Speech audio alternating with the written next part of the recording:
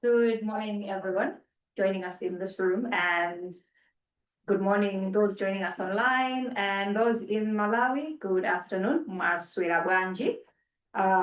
Feel welcome this morning, and it's a beautiful day. Actually, very warm. Everyone coming in kept panting like it's been warm outside. So it's a good day. But for a Malawian, this is just a little bit. Yeah, it's not even warm at all, but yeah, it's fine. So you're welcome to this event. It's an insightful event, and it will be about the important event on girls and women's education in Malawi. Just a few housekeeping notes. Brings together speakers with experience working directly with communities, schools, and organizations that are helping to break down barriers to education and create opportunities for girls and young women across Malawi. We are delighted to be joined by advocates whose work focuses on secondary education, university access, female empowerment, and long-term support for young women pursuing their ambitions in Malawi. We are pleased to be joined by three member organizations this morning. We have the Mamie Martin Fund, the McConnell International Foundation, and the Soko Fund. So before I call the speakers, I just want to remind you of the format of the event today. So the speakers will have about 10 minutes each to present. Once they're done presenting, you'll feel free to, I know you're gonna have some questions. So those in the room, hold your questions just a little bit, and I hope you can remember them afterwards. So just keep them and then we'll discuss them towards the end. And those online, if you have a question, happy for you to type them in the chat box. And when the time comes for a discussion, we can call you out if you want to verbally ask, or we can just go by what you've posted in the chat box. So our first presentation today will be from Mercy Sibande, who's coming from Malawi. And Mercy is a Malawi country director for the Mamie Martin Fund. It's great to have you back here, Mercy, and it's great to have you back in a warm time. I know, yeah. So Mercy shares her passion for supporting girls' education and female empowerment. The Mamie Martin Fund provides financial support for girls' education at their partner schools in Malawi. So over to you, Mercy. You can take over. Thank you so much.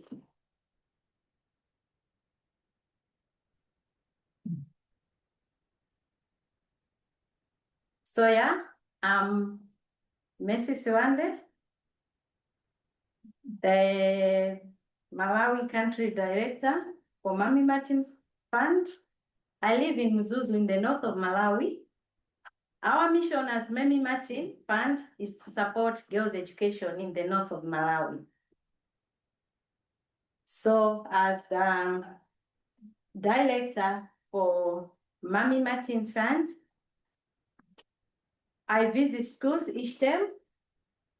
Malawi education, as we all know, we have 3 terms in a year. So that means I go around the schools 3 times a year to visit our girls. We are into partnership with the Synod of Livingstonia, with their schools in the CCP schools, which are Bandawe girls in Nkatabe.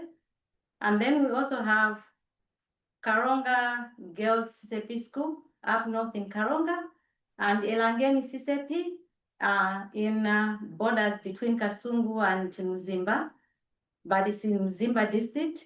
And also we have a deaf school called Mbangweni School for Deaf that we support. For the diocese, we also are in partnership with the North Diocese, Kalonga Diocese, and we are supporting St. Mary's Girls in Karonga and Kaseye Girls Secondary School up north in Shitipa. And we also have a day secondary school that we support that is called Mshenga Otuwa CDSS, right in the city of Mzuzu.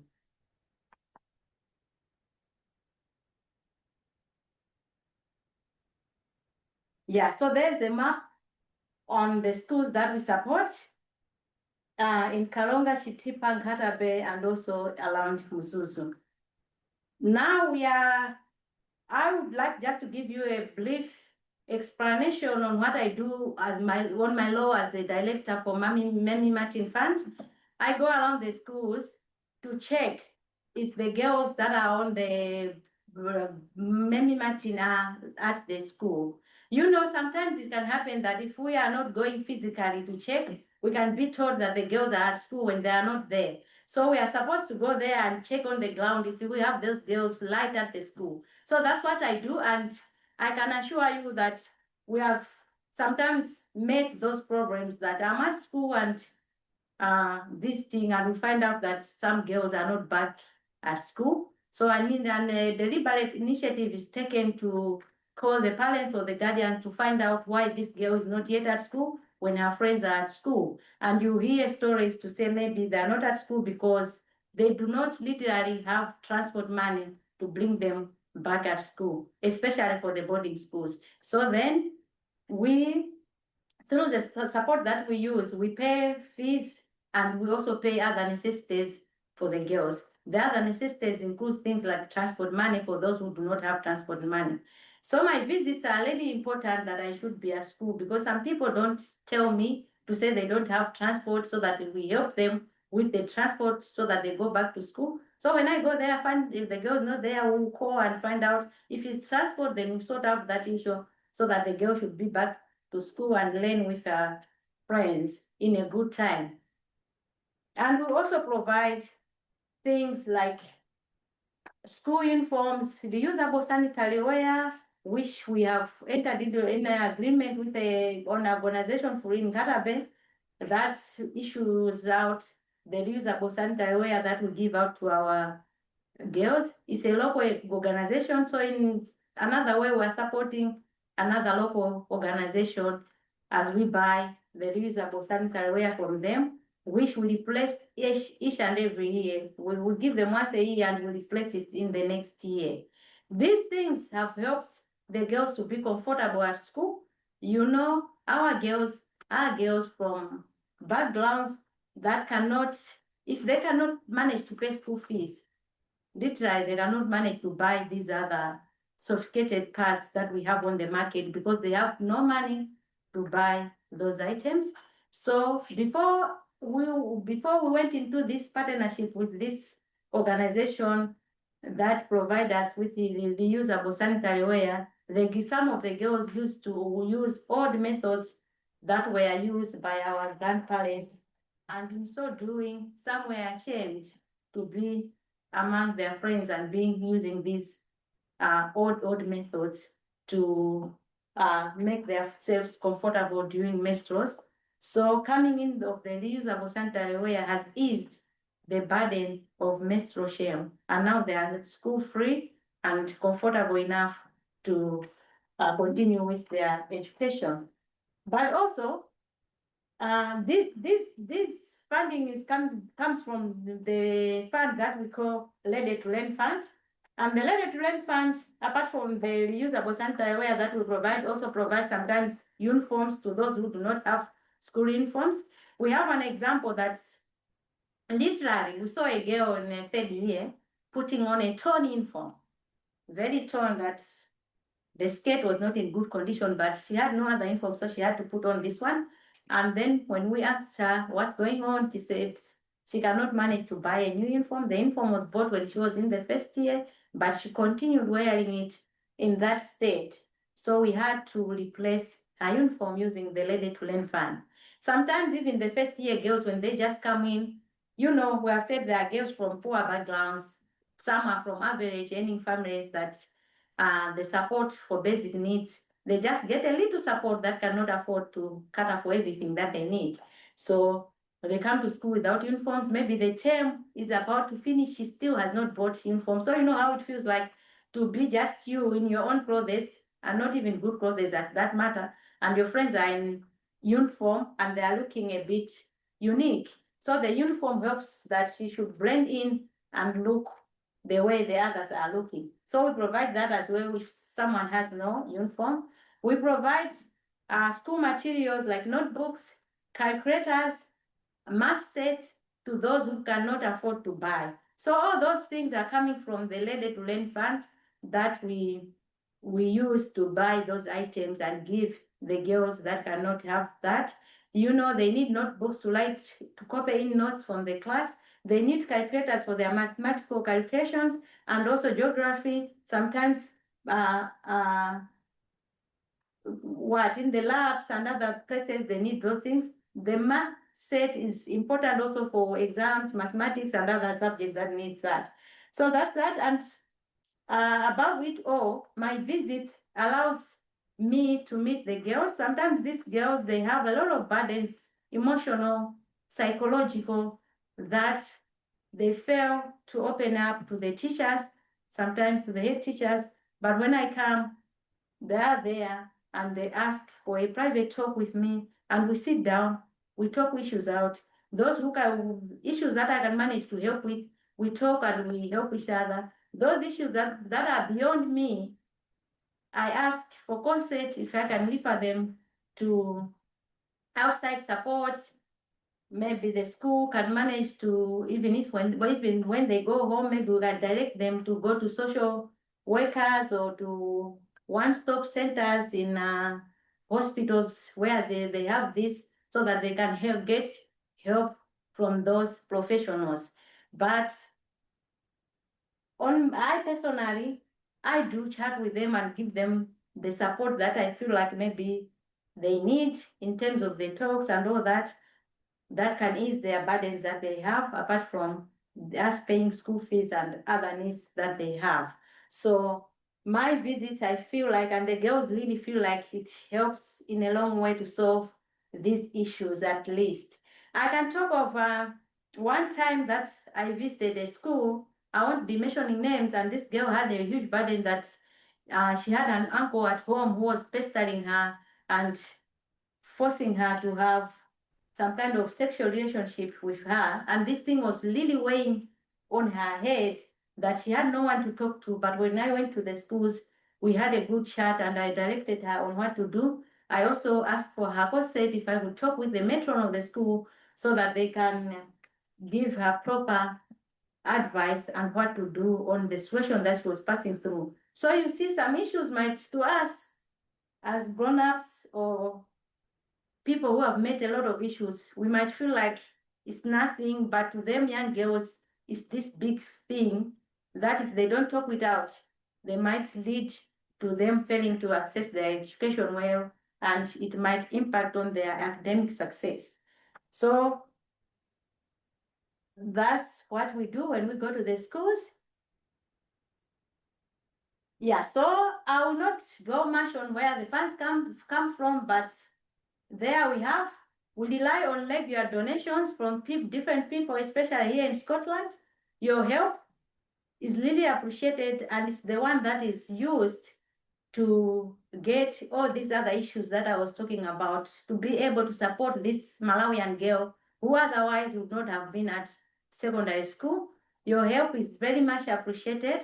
And also, all of you who are doing fundraising and other activities to find the money for Lady to Learn, the fees that we pay for the girls, we really appreciate your donations. And hear it from me, it is really doing a great work in Malawi. Otherwise, without your support, this poor girl would not have been at secondary school as we are talking. But your support is going way, a long way to help this girl and giving them this hope to say one day I will come out of this situation and be somewhere in life where I will change the community, I will change my family, but also I will change the nation at large, as long as I get through secondary education and also get through other like tertiary education and be somewhere in life. Even if she doesn't go through a public university, but we believe that the girl that has gone through secondary school is a bit different to the one that has dropped out at primary school. Why am I saying this? This girl can make informed decisions in family planning. The girl can make informed decisions in agriculture because she has this enlightenment in the school, and she knows that if we kind of like, for example, of the whole village is planting maize, I can plant beans or I can have grandmas that I can sell to the people that are planting maize and gain some profits and change the life of my community, of my family in these new technological agricultural ways. So yes, secondary education is very important, and thank you for allowing us to give this to the girl who has no fees to continue with secondary education.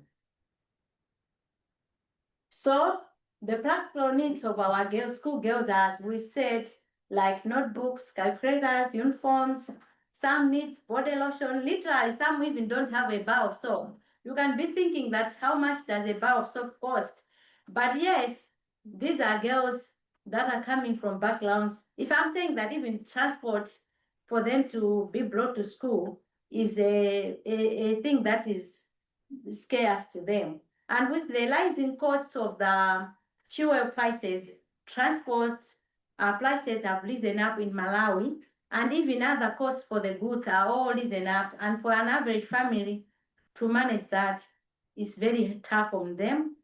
Fertilizer prices for farming has risen up, and if this family is even failing to just get food, enough food to feed the family, you and I can imagine if they can get money to support the girl to get a bar of soap and all those other necessities to bring to school. So I have one example of just this term that we are in. Now Malawi, they're in the third term of their schooling.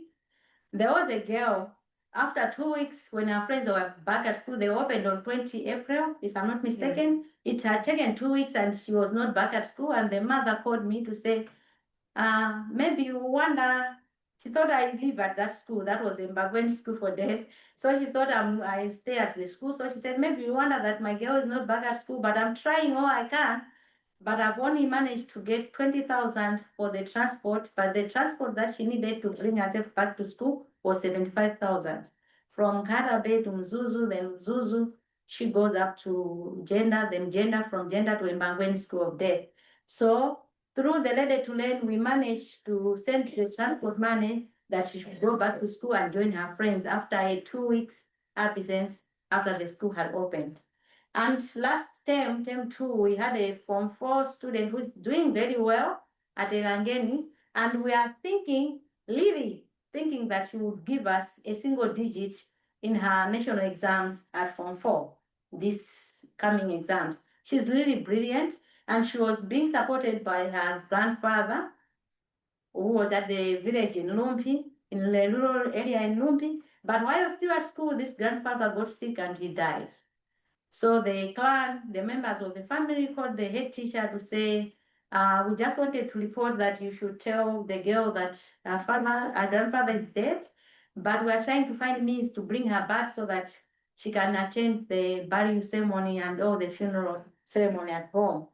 But we will let you know if we find the means. And then after 3 days or thereabouts, they called and said, no, we have buried the grandfather, but we couldn't find the money to bring her back home to attend the burial ceremony. So when I went to school, they had told the girl about the death of her grandfather, and she was so down. She had cried the whole day. The next day, she looked so down, not her normal self. And when I went for the visit, that was 5 days after the incident happened, the head teacher was narrating to me about her, and he was so worried because this is the one that we're thinking that she would really carry the flag and she will put us on the map because she's doing so well in her academics, and he was worried that this one will affect her academics. So we sat down and we agreed to take some money from Lady to Learn Fund to let her go back home for the weekend and just let her see where her grandfather has been laid to rest, and also meet her family members to at least be consoled and comforted, so that when she comes back to school, she'll have that heart to say, at least accept what has happened. You know, when you talk to people close to you, the one that you know, and they tell you on how things happened, and you see where your grandfather has been laid to rest, at least you can come back to your normal self and continue with the academics in a good way. So that's what we did. We sent her back home using the Lady to Learn Fund money. in 2 days after the weekend, all the procedures, all the rituals were done. She was shown the grave of her grandfather, and she was brought back to school, and life went on normal. Though that term she didn't manage to get her first position, I think because of all these things that were happening, but she was on position 3, which was not a bad thing, with 10 points. I know the ones in Malawi were watching me, you know how it is. When one gets 10 points thereabouts, it means Mamie can get a single digit. So that's that on Made to Learn. Now, the challenges I've already said, mostly we are having challenges because of the economic situation in Malawi. The inflation rate, poverty levels are rising because of the rise of prices in literally everything. So we are talking of parents and guardians who mostly depend upon subsistence farming to get the needs of their family. So if fertilizer prices have gone up, seed prices have gone up, fuel prices have gone up for them to take their proceeds to the market and also to buy these needs for their farming, it means their farming won't go on well, and this will lead to the poverty levels to increase, and they will be unable to provide for the basic needs for our girls to go back to school. And the other challenge is the girls. We're having more girls going to public universities, and I'm glad to report that this year almost everyone who wrote the MSc exams have passed well to go to the public university. We have a huge success, and this now will be another problem that I'll be pushing to Lindsay for Soko funds, but I know they also don't have the capacity to help us with all the girls that go to public universities. We thank you for the support that you give us, though we know how things are and you cannot manage to take everyone on board, but at least you are trying. So this is another challenge that we have a lot of girls going to public universities and we don't have anywhere to put them for tertiary education bursaries. Malawi government do provide loans for girls who have gone to public university, but it's not automatic that they can give loans for all the 4 years through. They have to apply every year for the loan. So sometimes they can get on board government loan this year, and next year they're dropped out. And then we're in a dilemma where we will leave this girl at. We knock Soko to Soko fund. Sometimes they pick girls on 2nd year, 3rd year. But yeah, as I've said, they also are limited, so they cannot get all the girls on board. So those are the huge challenges that we are facing as Mamie Martin Fund. Thank you for listening. I hope I have not exceeded my 10 minutes. I don't know. But thank you so much. Now, Mamie.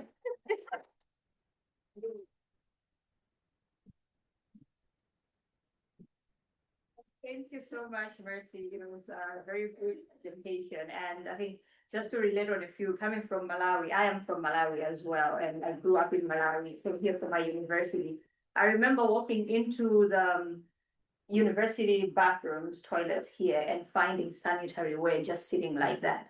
And I was like, where do I put the money here? Is there someone going to collect something, you know? So like it's free, freely given.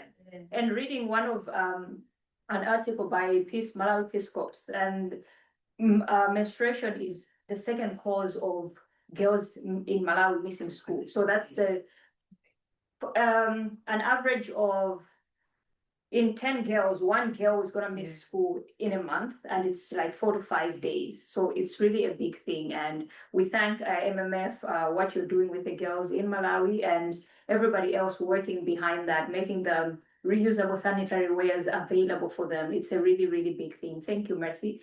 And next, we're going to have a presentation by Susan Dalgety, who is the advisor to the McConnell International Foundation, and she happens to be our senior vice chair here at the SMP as well. And Susan has spent decades championing the rights of women and girls in both Malawi and here Scotland as well.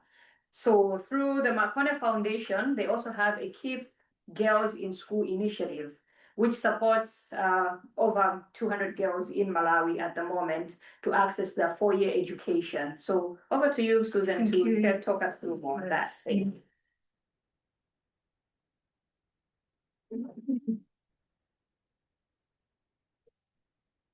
Hello, it's lunchtime now, isn't it? Good afternoon. I'm going to start by saying something. Scholarship schemes are very straightforward. There is nothing complicated about a scholarship scheme. It's a social cash transfer from people with money to people without money so that girls can attend school. That's very straightforward. The difficult thing is the fundraising, as Mamie, Martin and Soko will know, because fundraising to keep the level that you need every year to meet your commitments and to hopefully expand any programme is a challenge. We all have different ways of tackling that. But the key thing, actually, for me, and for the McConnell International Foundation, is why do we invest time and effort into girls' education?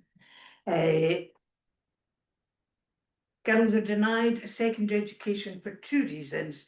One, poverty, and the second, simply because they are girls.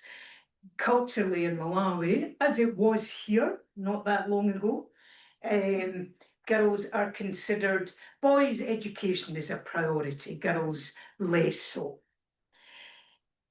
Early marriage or teen pregnancy is a significant factor in Malawi. UNICEF research shows the marriage rate for girls under 18 is about 50%. Teen pregnancy rate is 29%, the highest in the southern region.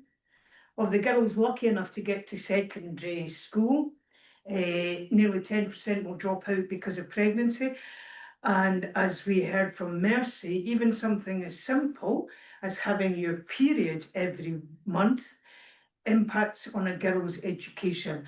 The numbers show that boys attend school for around 130, on average, around 130 days more than girls, because they do not take time off because of menstruation. If you do not have access to menstrual products, you stay at home to bleed. It's as simple as that. It's biology. Again, the economic factors, we cannot underestimate them. We support 200 girls in 8 schools in 4 districts. We support only girls in the community day secondary schools in the rural areas, nothing in the urban areas. These girls live in 1-room, 2-room homes where their mother, many of them are single parent households, where their mother survives growing food.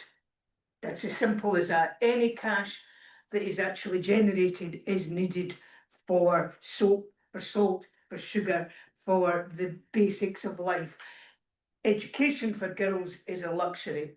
Now, these girls have passed their standard 8 examinations at primary school, which means they've qualified for community day secondary school.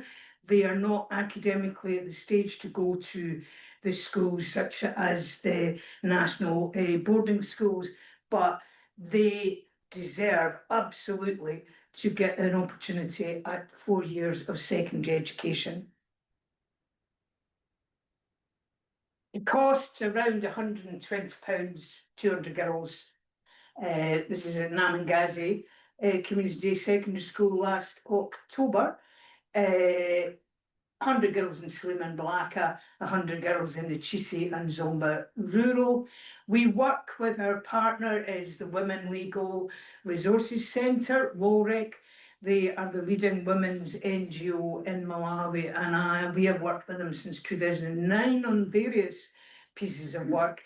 They have community development workers in all the districts that we work in, so that they are the people who do the pastoral visits. We also have WhatsApp groups with head teachers, so they keep us informed if there are any issues or of progress.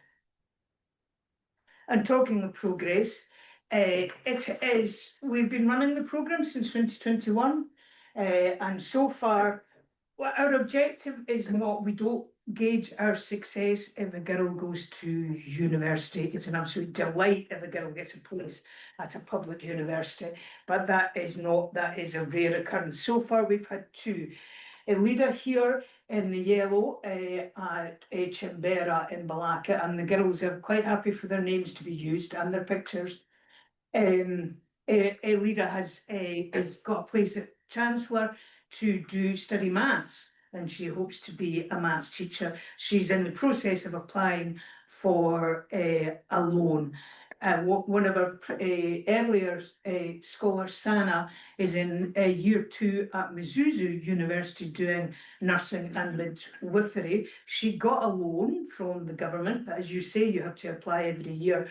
We support her with some living costs and things like doing nursing. You have to buy uniforms, you have to buy equipment, you have to buy, blood pressure machines, all those things. So we help her, we support her with those, and we bought her a laptop to start university, as we will with Elida.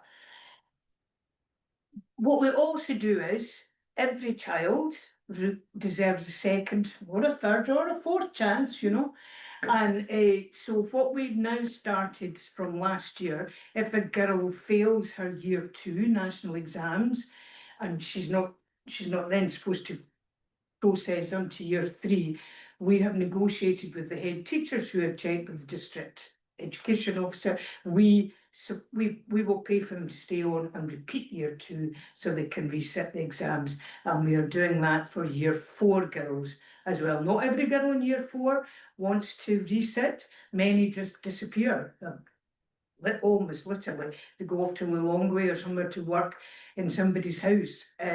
But those girls that we have stayed in contact with, we give them a second chance to resit their national exams, because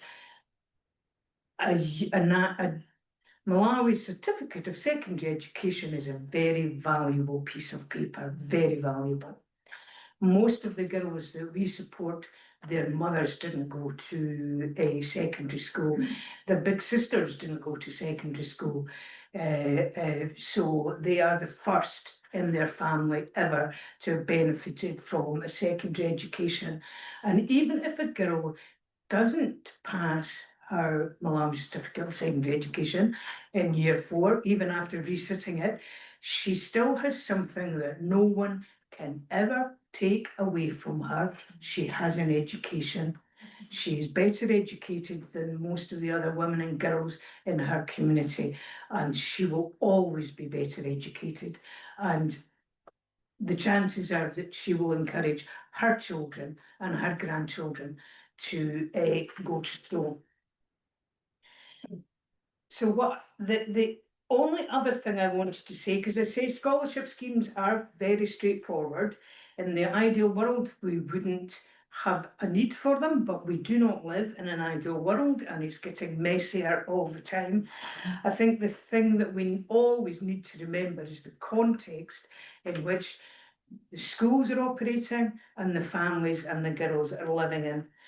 The economic, Mercy touched on that. Household spending in Malawi for an average household in a village or in a township has halved. The spending power has halved in the last year, at least half, because the recent fuel prices. Malawi is now probably the most expensive place in sub-Saharan Africa, probably the world to buy a litre of fuel, and that has huge knock-on effects.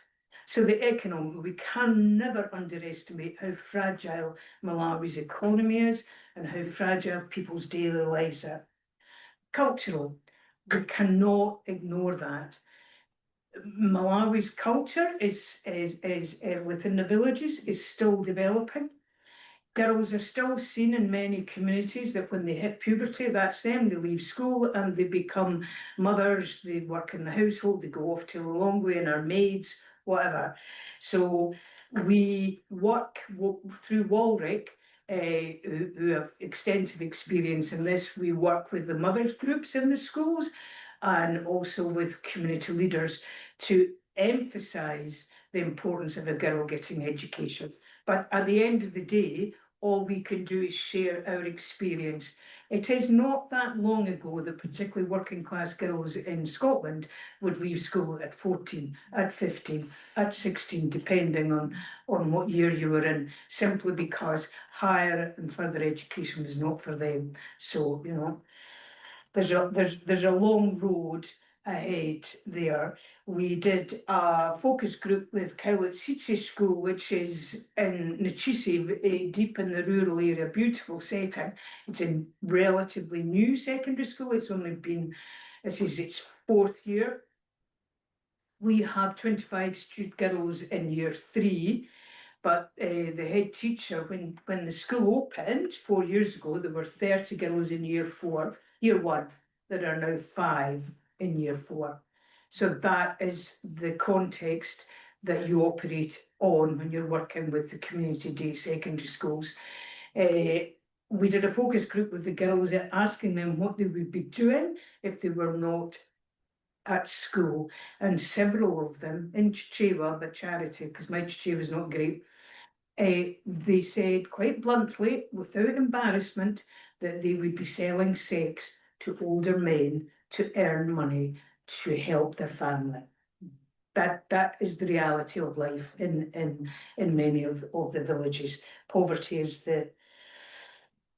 I also have to mention the education quality and the resources. The teachers do their very, very, very best. Some, of course, like every country, some teachers are better than others, but all the head teachers and the mentor teachers and the teachers that we work with are really dedicated.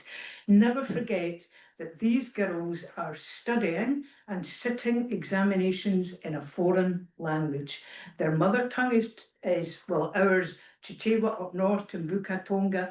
They have to do all their studying in English, and their national exams and their class exams are in English. Imagine the pass rate if our children had to do all their education in French or German. I dread to think. Books. Well, exactly. So, you know, and they do not, because we always ask this, because this is an area of fascination for me. The girls, they don't speak English at home. I mean, the girls the girls from the elite households, yeah, but we don't work with those girls. So our girls do not speak English at home or at the weekends or after school. So English, that's their biggest challenge, actually. And then, of course, there are not enough textbooks because the government of Malawi, which supplies textbooks, doesn't have enough money to give each school a book for each child in the 11 or so subjects that they must learn. Most of the schools we work with get about 10 textbooks per subject for each year. The books then sit in the library and the girls can borrow them. But in the few weeks before the national examinations, no one's allowed to borrow them, so that it's equal. So, you know, these girls are the challenges are way beyond simply us raising money for scholarships, though that is important. We can highlight Scotland-Malawi Partnership, Mamie Martin, Soko, others in this field can highlight the issues. We can mitigate a little bit around the edges. And never forget that Mercy and Mamie Martin, it's 163 girls this year, are getting a secondary education they wouldn't get without support. We have 200 girls this year, exactly the same. So a secondary education for girls is a very, very precious thing, and it's something that we are as a foundation very proud to be involved in. Thank you.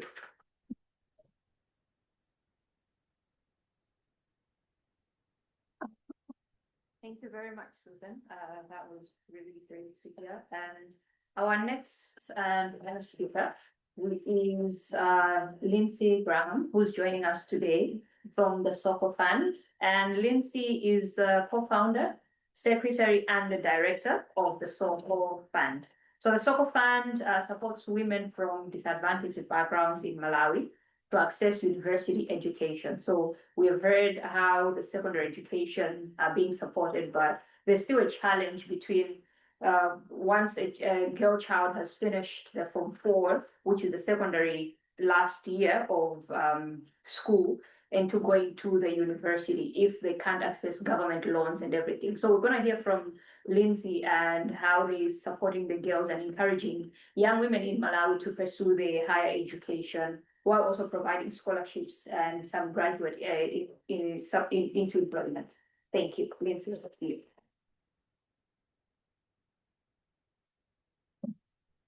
Thank you very much for the invitation to speak today, and it's nice. Mercy, obviously, I think that you realise we know each other well, but it's very nice to meet Susan and hear a bit more about the McConnell Foundation. The Soko Fund supports women into higher education, and our students study vocational subjects, and the idea is to contribute to the long-term development of Malawi. And I want to talk a little bit about that notion. Oh, am I pressing something? That's Maybe it's automatically going.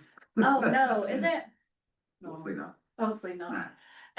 So I want to talk a little bit about the kind of notion in the Soko Fund of the longer term development. But first of all, it's just to talk about what we do. So we work with 5 of the public universities across Malawi. So that is the Kamuzu University of Health. Oh, sorry, maybe it is on a timer, is it? Oh, sorry, it's got a life of its own. Yeah. Can you do anything with that? No. Not easily.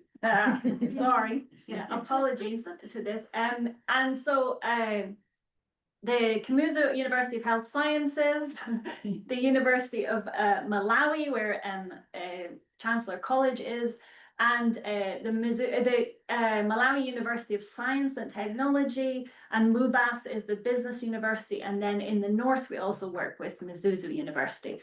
So we have an in-country manager, the wonderful Mrs. Nancy Dent, and we also have campus coordinators who are one of our Soko scholars on each campus.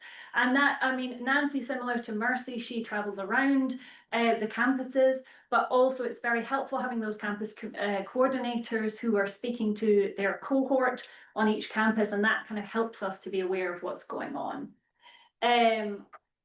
So this is a group of our students, and our students would study education with many women who are training to be teachers. We have a number of doctors and nurses, food and nutrition, business and engineering, and law. In this picture here, you will see the lady with the waistcoat and the sunglasses. That is Kinovati, and she is studying water engineering, for instance, in rural areas. And next to her in the black top is Martha, who is doing software engineering. She is also one of our campus coordinators, and Martha spoke to me and was keen to contribute back to the Soko Fund. So she is developing the Soko Fund management app, which I've recently seen, but this will help us a lot with gathering information about our students. But again, it's a small kind of loop of how the students feed back into us as an organization, but also things happening in Malawi. And the lady next to her with the blue jeans, she's a nurse, for example. So we have a range of students in a range of vocational subjects. As has been spoken about secondary education, there is there are many barriers to women getting into secondary education, and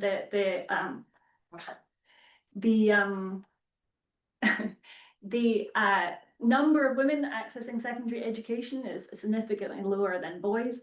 And you'll see here for university, so Malawi itself is one of the lowest participation rates in sub-Saharan Africa, but that is for both genders, male and female. So you can imagine, I couldn't even find the statistic for women accessing higher education in Malawi. The Soko Fund scholarship offers tuition fees are paid, but also a personal allowance goes to the women. So It's a small personal allowance, but it's to help with accommodation costs, personal costs, sometimes, printing costs for things at university. It's entirely up to the young woman about what she does with that. The cost of the scholarship does vary because of the kwacha and devaluation. So I never like to put a number on here because it can change so quickly, but approximately is around £550 a year to educate a woman at university. So actually, if you think about that in terms of UK income, this is very, very, low. But actually, as you've heard from the other two speakers, when you're talking about families who are literally feeding off their garden, then actually the notion of coming up with £550,000. So some of the degrees now are 1 million kwacha per year. So that's 4 million kwacha that you've come up with. Never mind accommodation costs, never mind things. This is just an impossible thing for any of the families that we would be working with. So I wanted to tell you a little bit about some of the students, about some of the graduates I'll talk a bit about later. So this is Sophia, and she is one of our students who's in her final year of nursing. And Sophia is the first young woman from her village to get to university. And also during her journey in university, which has not been easy at all, she became very interested in mental health. And this is something that is coming up quite a lot for our students in how they keep themselves going as they're on the campus, as they're struggling. And I know it comes up for in the secondary schools too. And so she and another Soko scholar have set up a mental health initiative. And this is really a space, it's online, that young women can talk to each other about what they're experiencing on campus and how they deal with it. And again, I talk about that really to show the contribution that the women are doing in and of themselves as they are going through university.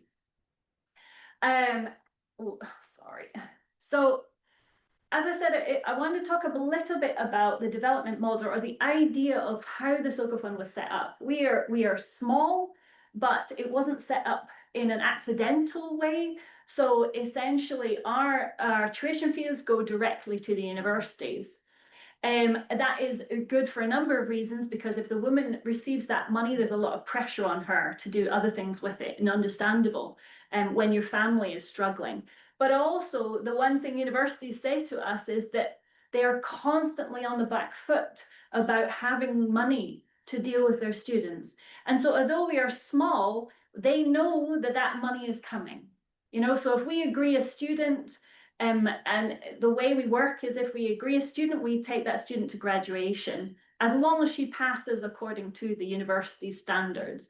But then that university knows that that student, whether we take them in first year, they've got 4 years funding. Whether we take them in third year, they've got enough funding to finish their degree.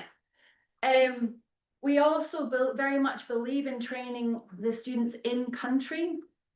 It's entirely up to people as to whether they leave Malawi or not for their own education, but there are good universities in Malawi producing good professionals, and so we wanted to encourage that.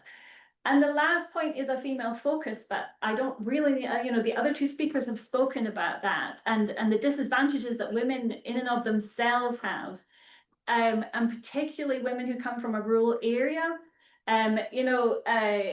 Marcy is talking about somebody who can get single digits, and I was like, oh, single digits, because in Malawi, the lower the number you get in your exam results, the better you are. So you are a genius if you get single digits. But also Susan was talking about community days schools, and she gave you a little bit of a flavour of what the young girls there are facing, and I was teaching in a school myself in the north, and the physics class had no equipment. So, you're supposed to pass a physics exam without ever having done anything, no experiments, no chemistry experiments, no nothing. And so again, when we get young women who have come from community day schools, who have managed to get a place at university, that is a young woman who is determined, and she has faced many barriers and got there. And several, so we're nominated through our university partners mostly, and we also have a partnership with Mamie Martin, and we try to support their students as much as we can. But a lot of our students, they arrive on the university campus with no idea of how they are going to support themselves. So they are brave enough to leave their homes, sometimes having been discouraged by their families to go. Why would you spend so much money? Why would you do this when you could be working and you could be earning money? And so they land in on these university campuses with no idea whatsoever. And then thankfully, some of them are picked up by us, some of them are picked up by other scholarships. But these women are brave and determined, and so that is the other thing we really wanted to support. And just to talk again about that circle. So the woman gains a degree and becomes a professional. So if you take the instance of a teacher, you then have a teacher who is trained, who deals with their class better. They're more confident. They can be more flexible. Similarly, you've got women who are working as nurses in very, sometimes challenging, but would have much more knowledge about how to do those things. But we also see that the woman improves her own situation. And again, the other two speakers touched on this, that actually there's a lot of evidence to suggest the more educated a woman, the better her children do, the better some of her other relatives do. And so not only is she in a better position financially and socially, but quite often her family's health will begin to improve. And it is very, very rare. In fact, I can't think of a young woman that we have supported who is not then trying to put a sibling through secondary school, or who is sometimes encouraging their sibling to go to university and trying to support that. And so, all of this kind of contributes to the education system, the health system, and other structures in Malawi. We have a number of young women who are interested in entrepreneurship and are really trying to start businesses. We have women who are doing road engineering, which is very brave in my opinion. And so it's about that cycle really of this generation gaining education, but also for the next generations and how that's going to work. So a little bit about the Soko Fund. We started with 2 students at the University of Malawi to become teachers. And now we have 83 across the 5 universities. And actually, I should have updated that number because we have around 180 graduates now. And the vast majority of them are working in Malawi, because the thing is, what we know is men have a tendency to leave and women have a tendency to stay. So again, that's another reason that development kind of springs from women's education, because women have a tendency to stay in their communities, to contribute to their communities. And just to touch on a graduate, so this is our graduate, Ruth, who is doing a BSc she's just finished a BSc in nutrition. And she was talking about the double burden of malnutrition that Malawi faces in terms of overnutrition, so eating the wrong things, and undernutrition because of lack of choice and lack of economic choice. She is currently doing a government internship in Chikawa district. But also, I just wanted to take what she said when we talked to her when she graduated. And it's graduating was a proud and emotional moment. I felt grateful, relieved, and excited to finally use my skills to serve communities. So I think that really captures what the women are like that I meet and who become Soko scholars. I just wanted to end on a bit of research that we did a couple of years ago, 2024, where we interviewed many of our students, but also did a survey across all of our students and all of our graduates. And there were very interesting results. Several of the women talked about the challenge of getting their education, which we've heard quite a bit about.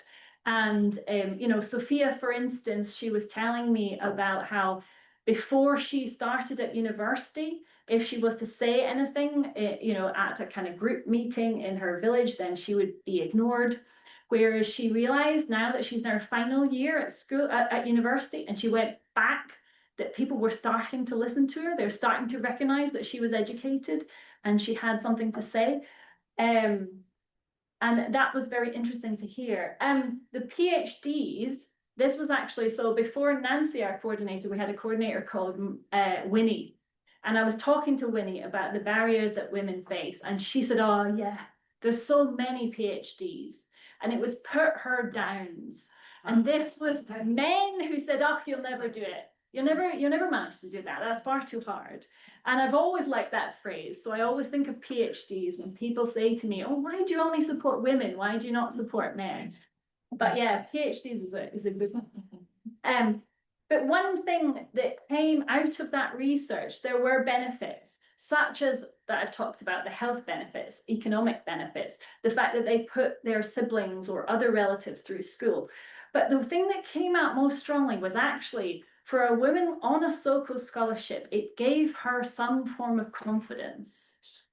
And this confidence did her a lot of good when going about the university campus. So the idea was that that somebody would believe in you enough to support your university education, and that actually gave you a confidence, not only to continue with your education, but the way you are in your life. And that was such an interesting finding. And I have to say, you know, I was in Malawi in November, and I meet the new Soko scholars, and they're quite shy, and they don't really want to talk to me, and it's understandable. I'm this strange woman who arrives. And then I meet the graduates, and you get these women who are very confident. You know, they're very determined, very clear about what they're doing, very clear about what they're going to do with their family, about what they're going to do with their career. And that is a wonderful thing to see. And again, although we're small, that is, I hope, our contribution. And that's really what we are trying to do. But thank you very much. Thank you.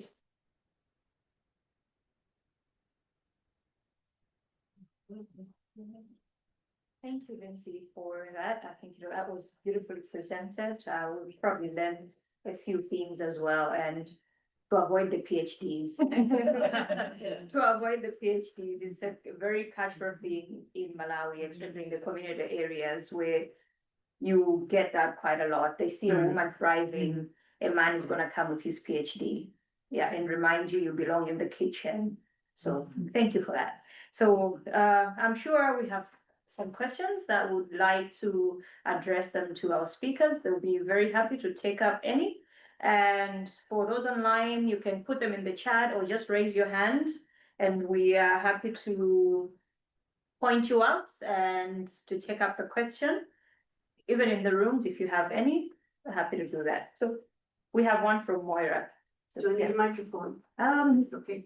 Yeah, it's okay. You can just say it. That's fine. Thank you very much, all of the speakers. And just to comment, what Lindsay was saying, two things that your women at university or graduates are saying is also happens at school, that somebody has thought enough of them to give them funding for school. Women have said that to us, that helped them to believe in themselves and to continue what they were doing. And the other thing is that, again, we're hearing, when we ask them what's the impact of you being at school, they say that when I go back to my community, they listen to me now. And even at school. So while of course it's really valid at university, it's really interesting that both of those things really chimed with me in terms of what I would hear from our girls at school. Thanks. Yeah. Thank you, Moira. Yes, Pat, thank you. Hello, I'm out of date, but I can just assure you wonderful people, wonderful, heartwarming people, that 60 years ago, after independence, there was one girl a year from our sixth form at BSS going to university, and universities were abroad at that time.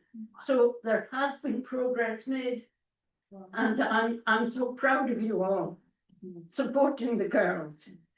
I would just like, sorry, to ask one question of Mercy. What about boys' education to prepare them to change their views about women and the availability, so-called, of women for their purposes? Because I think boys' education is very much needed socially. Yes.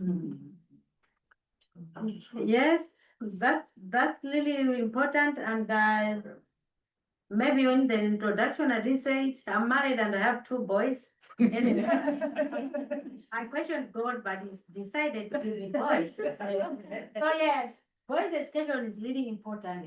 I agree with you. But now we are on the cultural point whereby we are seeing more families sending boys to school than girls if they can help it because of the financial difficulties that they are having. So this family that has maybe 5 children and more boys there, they would rather send the boys first before the girls, maybe thinking that the girls might get married and be helped by the husband.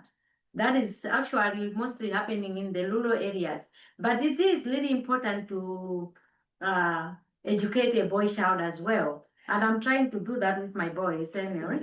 So, yes, but the funding that we get, most organizations are helping more girls' education than the boys. I think from that perspective, to say most families send boys first to school than girls. Yeah, but it was the social education, you know, as you're doing at home, making boys realize that girls are equal. Yes, that should.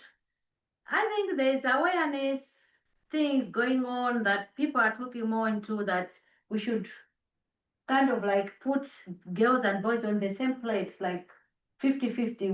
We shouldn't saying that boys are more important than girls. So if the child is growing up and we are teaching them those values, I'm hoping that and believing that when they grow up, they will change their mindset to say girls are equally as important as them. And here we are, and we're also giving out financially to the families. So yeah, we are a great role model and example that women can also stand and help their families in financial issues. Yeah.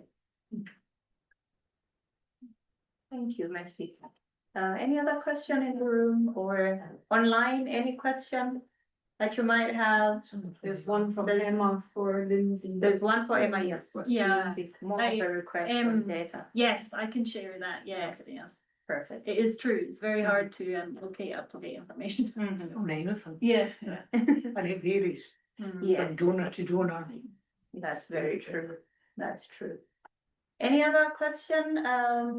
Any comments? Oh, Abdi, yes, please. I have a question about selection of girls for the bursaries for secondary education. How do you select those that you award the funds to? Our selection is very straightforward. It's based on need, no merit. So we have a set of short criteria which is held by Walbrick, our partner. And once in the communities that we work, once the standard exams are out and the lists of the kids who have been selected for the community day secondary school, Walbrick works with the head teacher and with the community leaders who are really, really important in all of this. We can never underestimate how important the village elders and chiefs are, and they between them they choose the girls. And if we need to backfill, because sometimes we do that, again, Walrick, there are people on the grounds, we'll work with the people there, but it's based on need, not merit. The only merit is that you need to have passed your Form 8 exam. Maybe to add on that, we also depend upon the schools to select the girls for us because we don't know the girls. So mostly at first year, you are not very sure of the criteria is needs.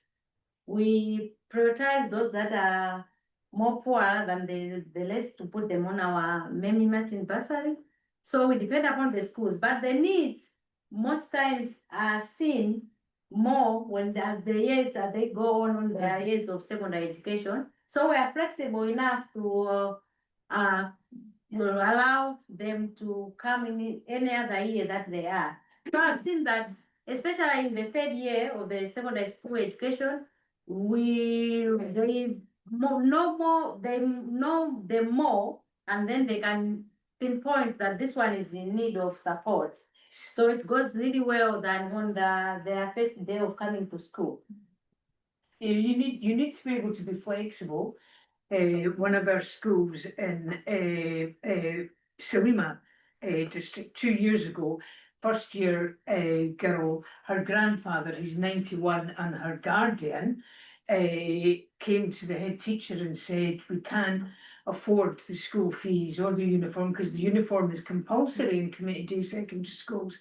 So the head teacher, she had her complement of scholars, but she WhatsApp is a godsend. Yeah. She WhatsApped, and we said, no, that's absolutely fine, add her. So I was add her to the list. So we were really delighted to meet her 91-year-old later that year, meet her grandfather and her, and the head, she's now in year 2. The head teacher says she's a brilliant child. She's one of those kids that you know straight away is very, I mean, it's just a brilliant girl. So you need to be flexible as well, which I think. Thank you for that. I'll come back to you. Let me just take one from Lusungu online, and then I'll come back to Isabel, Angie, and I think Fraser, you also had your hand up here. So Isabel, you can unmute your, Lusungu, you can unmute your mic and ask your question, please. Okay, thank you very much. And I want to thank everyone who presented. It was a very good presentation. So I also do some funding for under Ushindani Foundation. So when it comes to the norms, I would I don't know how, if I can say it's a comment or maybe it's a suggestion that everything starts from the ground itself. We have a lot of children who don't have the basic education, which is from early childhood development and the primary schools, being English as the first, as something which we normally use from everything, from all the steps in our education side. So I would suggest maybe also go into the early childhood development centers and have normal, like the Montessori kind of education, like to teach children from start as English to help them out. And I wanted also to ask, is it Soko fan? But it can also go for all who presented. If it is possible, I can also have like some links, or maybe how you get selection for the girls, because I have other people in my district, that is Kasungu, who they might need this kind of opportunity. And if it's any chance of us connecting, I can be able to connect them with you through the applications for them for their education. So that's what I had. Thank you. You want me to answer? Yeah. So actually our selection process is done through the deans of student affairs in the universities.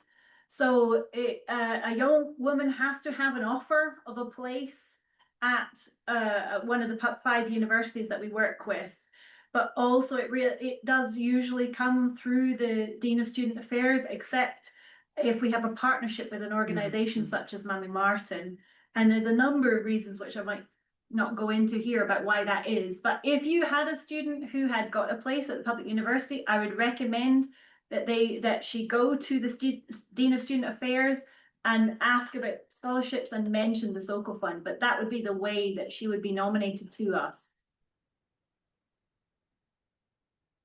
Thank you very much. Thank you, Lusungu. I can now go to Isabel. I think you have a question. Isabel.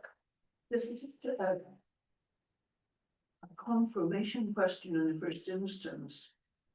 Is it correct that the Malawi government made a statement of free education? Yes. Where does that fit into the general picture we've been looking at? Yeah, the policy started in January this year. So school, I can talk about community development, community day, secondary schools development on the way. So the fees, the school development fees that each child was charged vary from school to school. The government gives, from off the top of my head, I understand around 35,000 per child per term, but that is not sufficient to meet. There's a gap. What we're doing, policy term, we set up a new MOU with our head teachers to say we now recognise the government of Malawi is contributing towards the school development fees. We will continue to pay the scholarship based on our original agreement until the end of this school year, which is at the end of July. And then we will work with you to review the situation to see how stable the payments have been from the government, and also how we can support the school in other ways. Textbooks, for example, may be an area we would look at. And we're also looking at what happens to a girl when she gets to year 4 with or without her certificate. How can we then support that girl, make that move from school into adult life, whether it's she's going to higher or further education or into employment or self-employment, which for the majority of them that would be. So we're working on something for that, because we have 100 girls will graduate next year, so we want to start with them with the scheme. But it's a very fair question. It's also, I'm sure you know, Isabel, how precarious Malawi's economic situation is, and the size of the government's deficit makes, the UK's look manageable.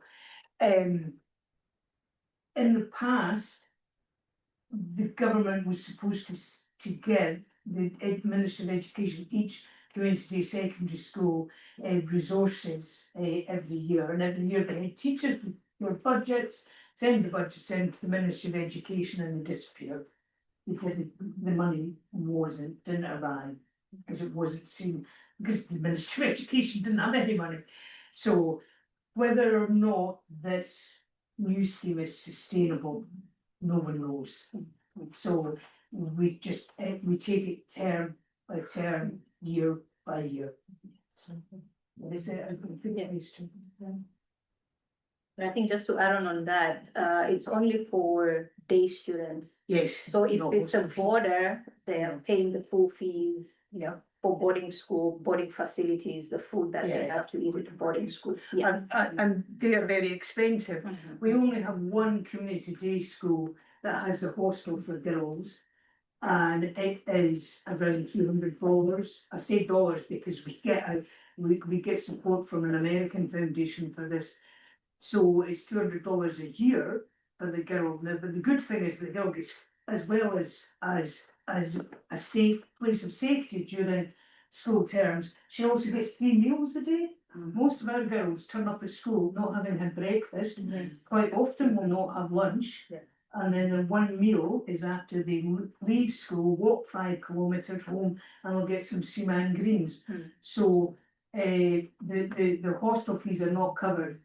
I wish every community secondary school had hostel fees, had hostels, because it's a much safer environment for the girls to get fed, and they also learn together. We've discovered our girls learn with each other, they study together in the evenings, which helps their achievement. But you will know that the government doesn't touch the boarding. Fees. Even the day secondary schools, Yes. there are a big problems. They need to print out exams at the end of the term, Yes. and the money that they get cannot get papers and things to print out exams. Yes. And there is another school that had to write on the board. People should copy and write because they didn't have enough to print out the exams because of this free community day secondary school education kind of thing. Just to add on what Susan was saying. I mean, But I mean, the teachers are heroes. I mean, absolutely, absolute heroes, because they do not have enough textbooks. The idea of printing, I mean, the cost of printing, as anybody who's been to Malawi will know, it's an arm and a leg. I mean, I balk every time I have to get something printed in Malawi or photocopied, because the charges are ridiculous. So the teachers can't afford to reproduce textbooks. The two of the schools that we work with, there is no electricity. There is no another school which does have electricity, doesn't have a borehole for water. So, you know, the idea that they can even, you know, get computer lessons, they can't, because there's no electricity. So, and there's no lights, so it's the scale of the challenge for the government of Malawi and the people of Malawi is sometimes feels insurmountable, which is, we just need to keep doing what we can do one step. Thank you for that. Ross McNabb, are you able to unmute your mic to ask your question?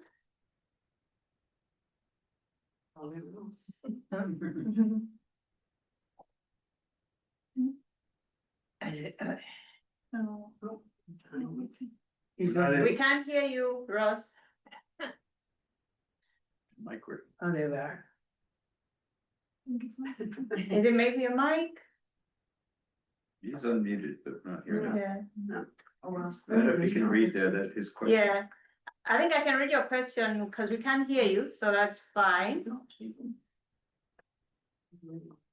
So Ross's question is, what are the projections for the next 3 to 5 years in terms of? Sorry, I'm just wondering about the future.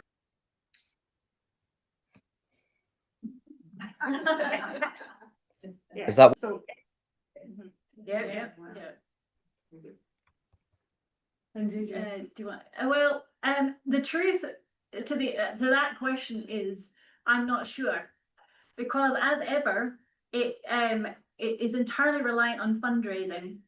You know, very similar to Mercy, we are pretty much reliant on private donation and a couple of key fundraising events.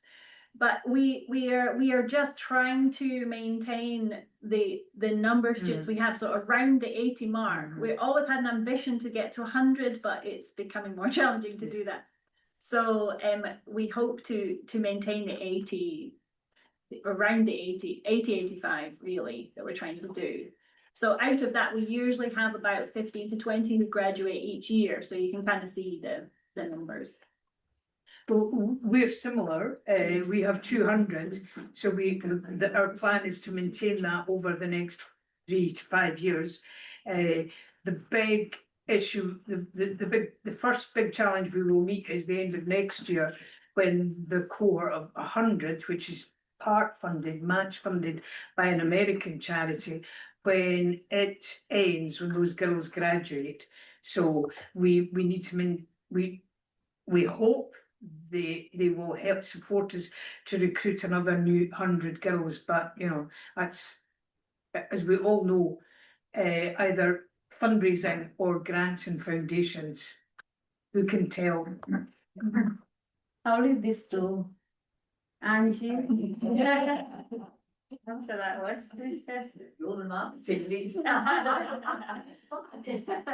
No, I think it's the same for all of us. Yeah. You know, it's just hard work, raising funds, Yeah. and like Susan, I mean, we have had quite good funding at times from a specific sponsor and through the Scottish Government as well. But they've been for a certain number of years, and you know, 1 or 2 of those have just recently finished. So it is a struggle to try and replace those, and to look for new funding all the time. Great. Thank you very much for that one. Can I, while I'm speaking? Yes, you can go ahead. Actually, Yeah. because it was partly to come right the way back to when we're talking about flexibility, because I just thought it would be good to to just say that we're the same in that. Yes. And we will support a girl to Yes. sit Yeah, or yeah. you know, do another year. But the other thing that we are very specifically saying to people is that if one of our girls does get pregnant, and I have to say it's very rare. Yeah, yeah. It's not But it happen does very happen. often.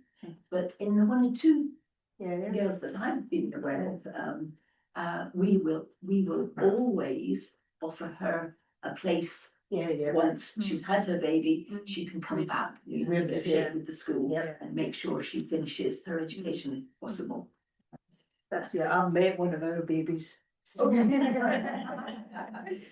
Thank you for that. Yeah. Susan, would you mind the 120 that you're saying that you for each girl? Yes. Could you break that down a bit?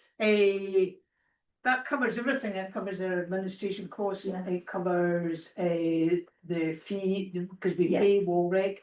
And then it covers all the school fees, or did cover all the school fees, but the same rate. Yeah. Covers uniforms, covers classes. Right. We do extracurricular. Right. What we're doing at the moment is study classes, weekend Right. ones, because it was that thing about girls having to sit their exams in a foreign language, in Yeah. English.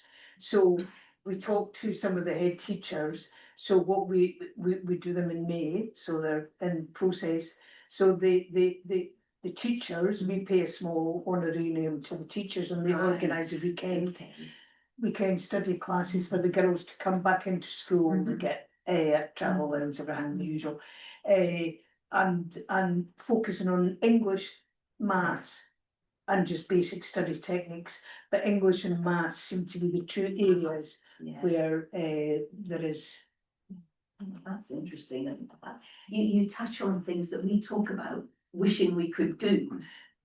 Yeah, but And you know, Warwick have been around for a long time, nearly 20 years. So we yeah, but also the head teacher, we built up a really good relationship with the head teachers. mhm, And as I say, WhatsApp, we have a WhatsApp group, Yeah, so we do. so yeah, that's we have. Yeah. and some are better than others. Yeah. It's like any organisation, you know. So Yeah. so But Right. what they only works in this, is it Southern Asia? no, they work across. They work. In the north. I don't know if they're working in anything in the north at the moment, but yeah, they worked in Mizuzu. They worked in all right. Thank you for that. I'll just take one last one from Fraser. It's a question Susan's already answered. Oh, okay, perfect, thank you. All right, then we can take this one online from let me see. So Visium is there, are you able to speak, or I can read your question? Are you able to read your mic? Yes, I can. Are you able to ask the question? Yes, I can. Thank you very much. Hello, everyone. I just want to find out if there is anything that has been put on the table to specifically support women and girls with disabilities, because we've ever seen that although programs can be put on board, but yet you find that some of them actually those with disabilities are actually in a way skipped. So I just want to find out if there is anything that has been put forward to support women and girls with disabilities specifically. Thank you. Thank you. I think MMF, you can take that one up. All right, maybe I didn't clearly make a clear presentation, but we have some girls with disabilities. We have a school we support with hearing disabilities, that is a Bangweni secondary school, deaf secondary school in Mzimba. So we have 19 girls on board, Mamie Metin Fund, that we're supporting through their education. And in Bangweni, they don't do 4 years of education, they do it in 6 years, looking at the fact that the girls, they take the same exams as the other schools. So they need more years to get the concept and understand what is being said so that they can do well in their exams, in their national exams. So we have This year we have 19 on board, but we started a long time ago. Some have finished their education, they have graduated, and we go on like that. So we have girls at a Bangweni school for deaf. As Mamie Martin Fund, we are supporting those. I hope that's clear. Thank you very much. As we're drawing closer to just mindful of time, I'll call upon Dorothea just to close with the remarks, and thank you everyone for joining.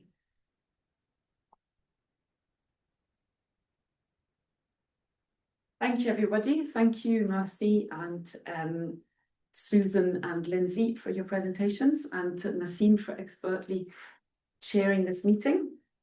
I have a few things that I take away from it. I kind of made a few notes, but I think I'm just going to take a few of the words that stand out. And I actually, when Nasim was mentioning or we were talking about the menstrual issues for girls not being able to come to school, it actually is Menstrual Hygiene Day today. So that's very fitting to sort of have that as a mentioned, as obviously it's one of the issues that girls face in education in Malawi, especially. What I took away from the first presentation was the importance of soap. How much, what difference a piece of soap can make. I took away from the second presentation that don't ignore culture, that it's part of it. We have to work with it, but not against it. And the challenges that were mentioned by all was the economy, the challenge of actually getting an education, the challenge of studying in a secondary language, and that the fundraising can be a challenge, and the mental health and how that's being addressed, and how everybody seems to be addressing that, be that by your pastoral visits termly and by your representative, but also what I find really fantastic is your girls, the women who made that app or are working on that space, a safe space to talk to each other's. How a girl needs to be brave and determined to actually go through education. And how actually education then helps and supports everything, and that women have a tendency to stay in the country or where they come from, and therefore will contribute to communities by having had their education. The confidence that being educated brings to the girls, and the query that came, how can we help the social education for boys to understand what it is to be a girl, and that girls can study, and PhD doesn't mean what we said. And that education is for all. So there was a comment asking about, how the mental health challenges for boys as well, but we are focusing on girls this time. But yes, it is obviously education is for all, but needs to be shared. And very moving to hear that only 60 years ago there was only one girl that could go to university. So that definitely did move me a lot. So thank you very much. And there's tea and coffee left. So for those who are with us in the room, there's time to network. The meeting is being recorded. We will put all the materials online as soon as we can. That may not be today, but as soon as possible. There's a link in the chat, and we will get in touch with you on Eventbrite. If you could please fill in your survey after the event, it really helps us to hear what you say and what you think about these types of events. Thank you very much. Thank you.